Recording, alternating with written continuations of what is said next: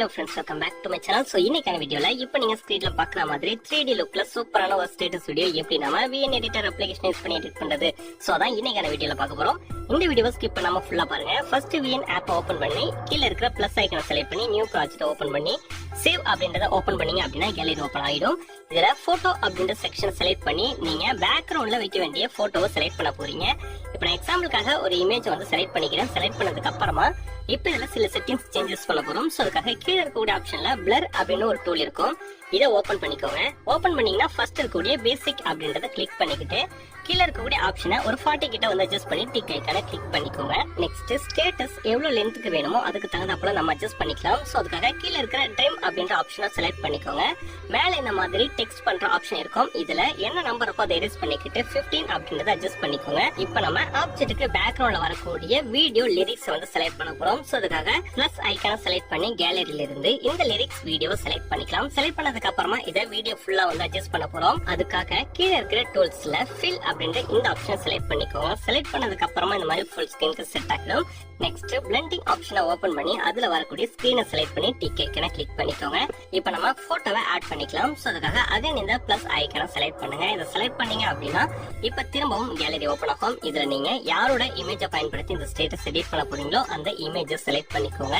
இப்போ நான் போட்டோ செக்ஷன்ல இருந்து எக்ஸாம்பிளுக்கு ஒரு இமேஜ் வந்து செலக்ட் பண்ணிக்கிறேன். செலக்ட் பண்ணதுக்கு அப்புறமா ஸ்கிரீன்ல கரெக்டா இந்த மாதிரி செட் பண்ணிக்கோங்க. செட் பண்ணதுக்கு அப்புறம் இதுல இருக்கக்கூடிய பேக்ரவுண்டை நம்ம ரிமூவ் பண்ண போறோம். சோ அதுக்கு கீழே இருக்க டூலை ஸ்க்ரோல் பண்ணி பாத்தீங்க அப்படின்னா கட் அவுட் அப்படின்ற ஒரு ஆப்ஷன் இருக்கும். சோ அந்த ஆப்ஷனை வந்து செலக்ட் பண்ணிக்கோங்க. செலக்ட் பண்ணிக்கிட்டீங்க அப்படின்னா இந்த மாதிரி பேக்ரவுண்ட் வந்து ஜஸ்ட் மினிட்ல இந்த மாதிரி எரேஸ் ஆயிடும். எரேஸ் ஆனதுக்கு அப்புறமா அகைன் டன் அப்படின்ற ஆப்ஷனை செலக்ட் பண்ணிக்கோங்க. நெக்ஸ்ட் நம்ம இந்த இமேஜோட லென்த்தையும் கரெக்டா 15 செகண்ட்க்கு வந்து அட்ஜஸ்ட் பண்ணணும். சோ அதுக்காக சேம் இதையும் ஜஸ்ட் கிளிக் பண்ணிட்டு ட்ரிம் ஆப்ஷன்ல இந்த மாதிரி செகண்ட்ஸ் கரெக்டா 15 அட்ஜஸ்ட் பண்ணி டிக் ஐகானை கிளிக் பண்ணிக்கோங்க. நெக்ஸ்ட் நம்ம அகைன் இந்த இமேஜ் பிளஸ் ஐகானை செலக்ட் பண்ணி போட்டோ செக்ஷன்ல இருந்து இந்த ஒரு லீஃப் இமேஜை வந்து நான் ஆட் பண்றேன். இந்த லீஃப் இமேஜ் எல்லாமே டவுன்லோட் பண்றதுக்கான ஆப்ஷன் கீழே டிஸ்கிரிப்ஷன்ல தரேன். டவுன்லோட் பண்ணி யூஸ் பண்ணிக்கோங்க. சோ இந்த மாதிரி டாப்ல நீங்க செட் பண்ணதுக்கு அப்புறமா கீழ இருக்கிற பிளெண்டிங்கை ஓபன் பண்ணி ஸ்கிரீன் அப்படின்றத கிளிக் பண்ணிக்கோங்க. இப்போ இந்த லீஃப் வந்து பேக்ரவுண்ட் எல்லாமே ரிமூவ் ஆகிடும். இப்போ பாத்தீங்க அப்படின்னா நமக்கு எல்லா இமேஜுமே செப்பரேட்டா இருக்கிறதுனால எல்லாத்தையும் கரெக்டா 15 செகண்ட்ல வந்து நம்ம அட்ஜஸ்ட் பண்ணோம். இந்த லீஃபுக்குமே சேம் இந்த 15 செகண்ட வந்து அட்ஜஸ்ட் பண்ணி டிக் ஐகானை கிளிக் பண்ணிக்கிறேன். இப்போ நம்ம ஒவ்வொரு 5 செகண்டா வந்து பிரிச்சு ஒவ்வொரு 5 செகண்டுக்கும் எல்லா ஆப்ஜெக்ட்டுக்குமே ஒரு மூவ்மெண்ட் வந்து கொடுக்க போறோம். அதுக்காக நம்ம கீ ஃப்ரேம் அப்படின்ற டூலை ஆட் பண்றோம். சோ இதே மாதிரி நம்ம ஆட் பண்ண எல்லா மெட்டீரியல்லையுமே இந்த கீ ஃப்ரேமை ஸ்டார்டிங் பிளேஸ்ல ஆட் பண்ணிக்கோங்க.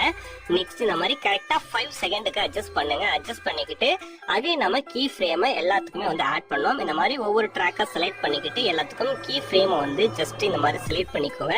இப்போ இந்த கீ ஃப்ரேமை அப்படியே அட்ஜஸ்ட் பண்ணலாம்.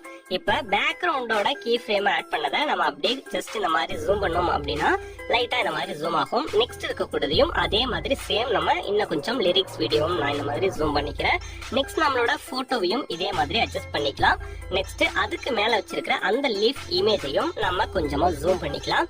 சோ இப்ப பாத்தீங்க அப்படின்னா இந்த ஆப்ஜெக்ட் எப்படி இருக்கும் அப்படின்னா நம்ம ஆட் பண்ண வீடியோ அப்படியே லைவ்ல இருக்கிற மாதிரி நமக்கு ஒரு லுக் வந்து கொடுக்கும். சோ இப்ப பாத்தீங்க அப்படின்னா நம்ம பேக்ரவுண்ட் ஆட் பண்ண பேக்ரவுண்ட் இமேஜ் அதே மாதிரி லிரிக்ஸ் வீடியோவை கொஞ்சம் கம்மியா ஜூம் பண்ணிக்கோங்க.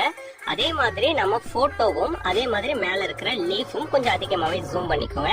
அப்பதான் நமக்கு நேச்சுரலான ஒரு 3D லுக் வந்து கிடைக்கும்.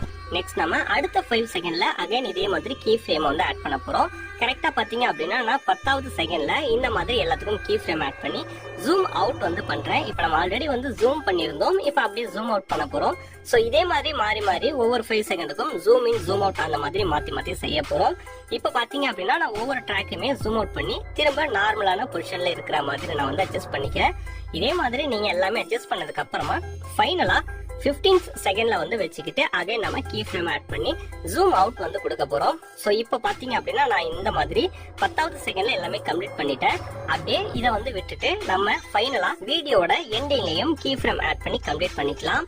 இப்போ இந்த மாதிரி லாஸ்ட்ல மூவ் பண்ணி பாத்தீங்க அப்படின்னா எக்ஸ்ட்ரா இந்த மாதிரி இருக்கக்கூடிய ஒரு ஆப்ஜெக்ட் வந்து நீங்க ஜஸ்ட் இந்த மாதிரி செலக்ட் பண்ணி டெலீட் பண்ணிடுங்க. டெலீட் பண்ணதுக்கு அப்புறமா ஃபைனலா இதே மாதிரி சேம் கீ ஃப்ரேம் வந்து ஒவ்வொரு ட்ராக்லயும் அட்ஜஸ்ட் பண்ணிக்கோங்க. அட்ஜஸ்ட் பண்ணதுக்கு அப்புறமா சேம் இதை நம்ம ஜூம் இன் அகைன் பண்ண போறோம். இப்ப இந்த மாதிரி ஒவ்வொரு 5 செகண்டுக்கும் நம்ம வீடியோ அட்ஜஸ்ட் பண்ணும் பொழுது நம்ம வீடியோல ஒவ்வொரு 5 செகண்டுக்கும் ஒரு மூவ்மெண்ட் வந்து கிரியேட் ஆகி பாக்குறதுக்கு ஒரு 3D லுக் வந்து கொடுக்கும். சோ இது எல்லாத்தையும் நீங்க கம்ப்ளீட் பண்ணதுக்கு அப்புறமா ஃபைனலா இந்த வீடியோவை ஒன்ஸ் வந்து ப்ளே பண்ணி செக் பண்ணி பாருங்க. உங்களுக்கு எந்த வித இஷ்யூவும் இல்ல அப்படின்னா இந்த வீடியோவை நம்ம அப்படியே கேலரிக்கு சேவ் பண்ணிக்கலாம். சோ இப்போ பாத்தீங்க அப்படின்னா நான் ஃபைனலா வீடியோ எடிட் பண்ணி முடிச்சிட்டேன். இந்த வீடியோ எடிட் பண்ண தேவையான மெட்டீரியல்ஸ் எல்லாமே நான் டவுன்லோட் பண்ணதுக்கான ஆப்ஷன் கீழே டிஸ்கிரிப்ஷன்ல கொடுக்குறேன். டவுன்லோட் பண்ணி நீங்க இந்த மாதிரி யூஸ் பண்ணிக்கலாம்.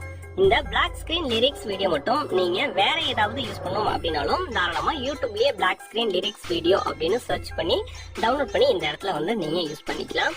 சோ இந்த மாதிரி வீடியோ எல்லாத்தையும் நம்ம கம்ப்ளீட் பண்ணதுக்கு அப்புறமா ஃபைனலா ஒன்ஸ் செக் பண்ணி பார்த்துட்டு இந்த வீடியோவை சேவ் பண்ணிக்கோங்க.